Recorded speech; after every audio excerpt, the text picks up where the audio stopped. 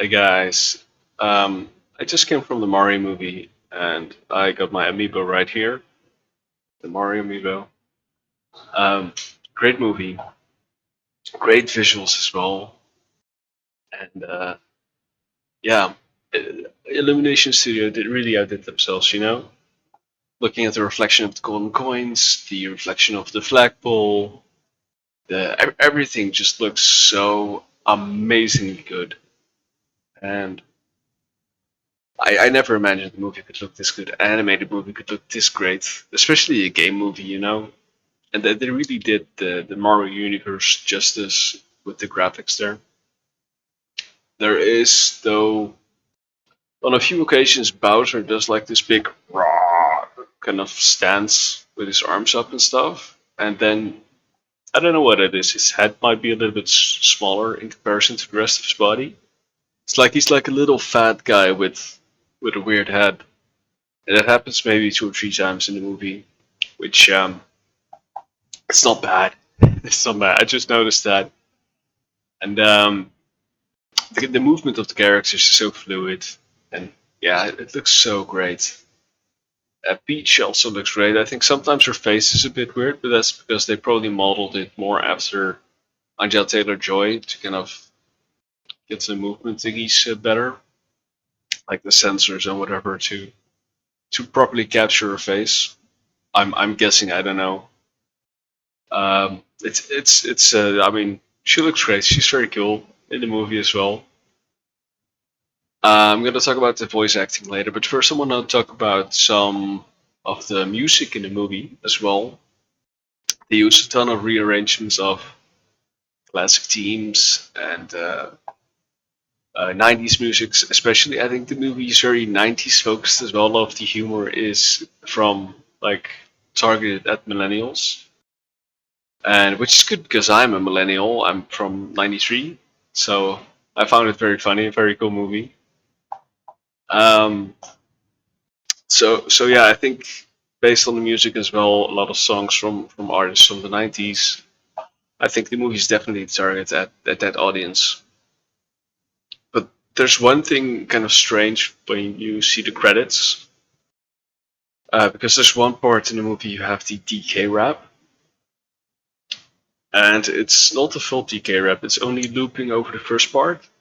So usually the DK is like DK, Donkey Kong. He's the leader of the bunch. You know him well. Ba da da da da da.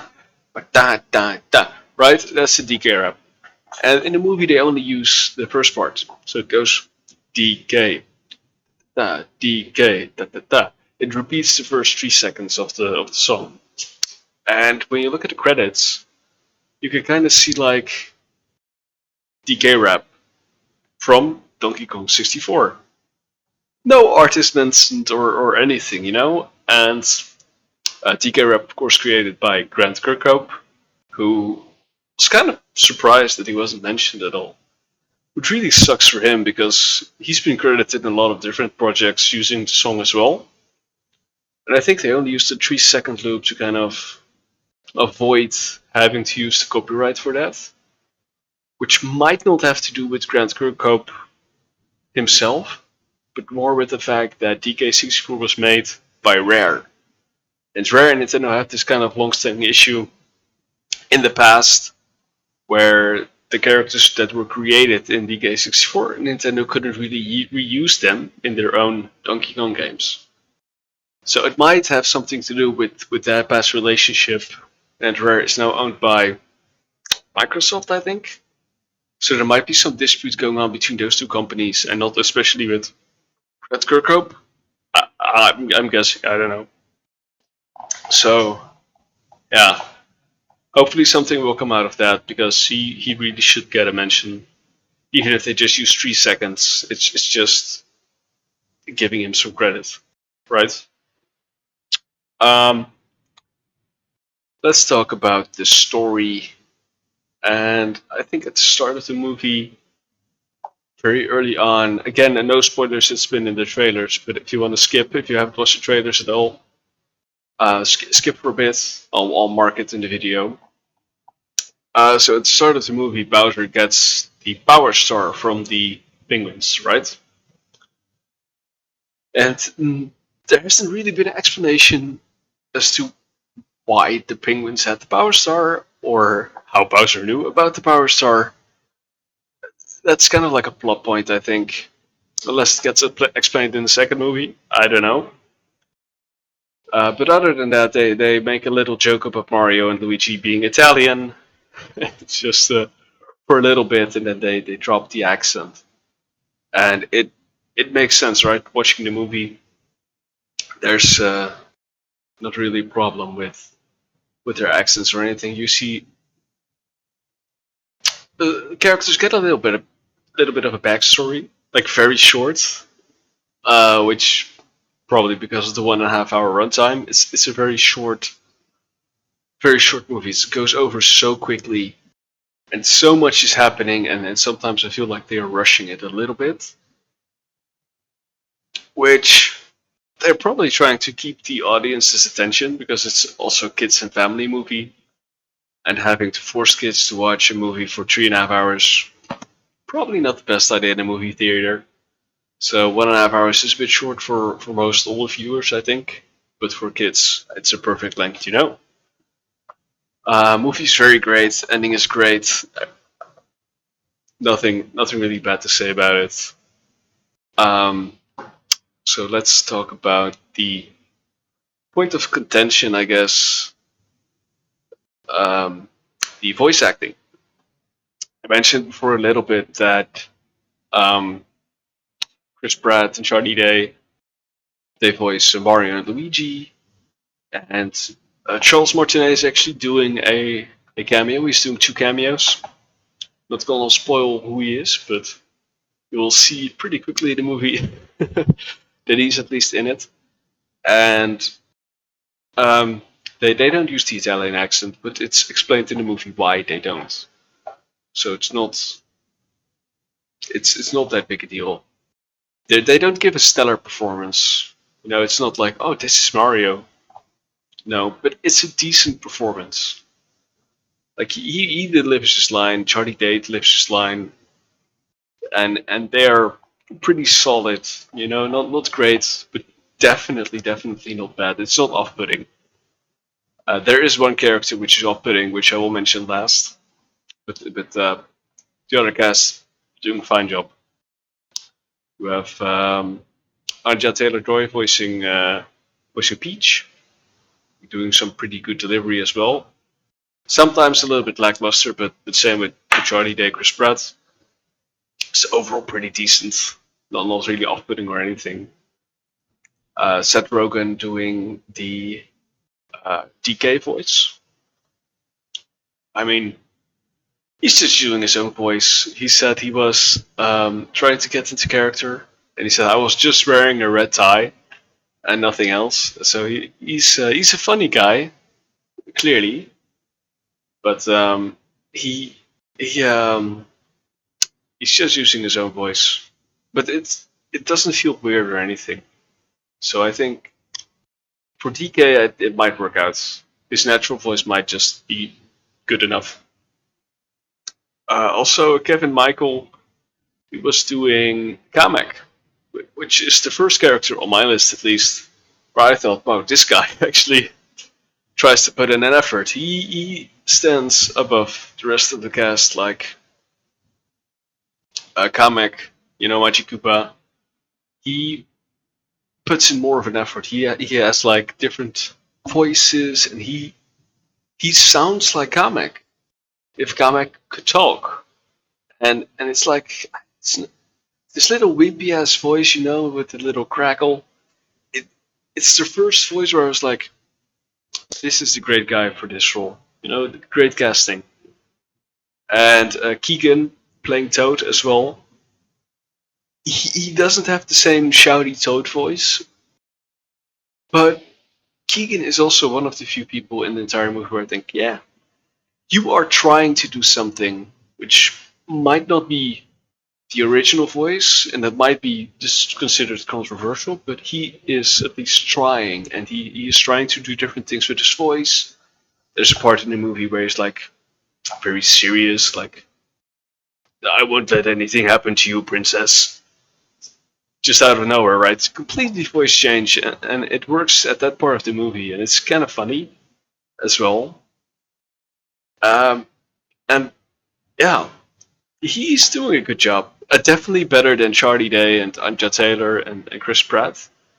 Maybe not as much as Kevin Michael, but again, Keegan had way more lines in the movie as well, so he might not have wanted to strain his voice that much. Um, then we have Bowser, played by Jack Black. Jack Black, in all honesty, his voice is carrying the entire movie. They made a song as well called Peaches, and when you hear him singing, like, yeah, that's Jack Black, but it's also Bowser, and he's giving it 1,000% at least, and he is having so much fun, and he's giving so much to the role, and also the promotional material. He's putting so much effort into it. So I think we as a humanity, we should be protecting Jack Black and supporting him because oh my god, that man is so amazing. When you watch the making of and the promotional materials, the interviews, he's just such a person to have. He's such a great guy, putting so much love and passion into a project. Like any project for that matter. I think I've never watched a Jack Black movie where I thought, oh, this guy doesn't want to be there. I've always been like, this guy has a ton of fun doing it. He gives all his passion and power into the project to make it succeed. So definitely best casting in the entire movie is Jack Black. And then uh, the for me the worst part of the movie was Cranky Kong, played by Fred Armisen. He just shouts his lines, like really just shouting like an old deaf guy. No passion, no annotation, just shouting his lines. There's no emotion. It doesn't fit. It just doesn't fit, and I hate it. Every time he spoke, well, the movie was like, I hate this movie now. Like it's so off-putting. It is so off-putting hearing his voice, so emotionless, and then you have like Jack Black giving it all on this one guy playing Cranky Kong, and I really wish they had somebody else voicing that character. Like they could have gotten a random hobo from the street, which would have been better probably, or got like Chevy Chase or Jack Nicholson for all I care. Um, Maybe even Morgan Freeman, right? I mean, old guy voice would have been fine, but he's just shouting. He almost sounds younger than DK. It's just so off-putting. Really, I hate it so much. And of course Charles Martinet doing some voice thingies, and it's so funny. Um, of course, great job as well, always. Um, did I capture anything? I got the music, I got the characters, animation, voice acting. Yeah, that's it. I think. Um, my honest opinion, the movie is made for people from the 90s, pretty much. There are a ton of references you will not get if you've never played Mario, but that doesn't mean you don't understand the movie. If you've never watched anything about Mario before, uh, you can just go to the movie and it's gonna be a fun movie. It's not like you need to know who Mario is, you need to know who Bowser is, you need to know Peaches or Toad. None of that. The movie is kind of standalone as well because it's not really tied into the Mario World universe games. As of now, just the characters are from the games. But the story is standalone. Characters get a little bit of backstory. So I think anybody with kids, adults who want to know about Mario or think, oh, that's a cool movie, go watch it. I mean, the visuals are great, and it's a 1.5 hour movie, so it's not that long. So if you have time, you want to see it, give it a shot. It's except for Cranky Kong, the movie is great. So yeah, I hope we get more movies in the future as well. Because if we get another Nintendo movie, you dang bet I'm gonna make a review of it as well. So I hope they make Zelda or even Star Fox. You know, Star Fox would be cool, like a Star Wars, but then with Star Fox, be cool. Yeah, that's it. So I hope to see you in the next video. I hope you enjoyed this video as well. Please subscribe to the channel, and bye bye.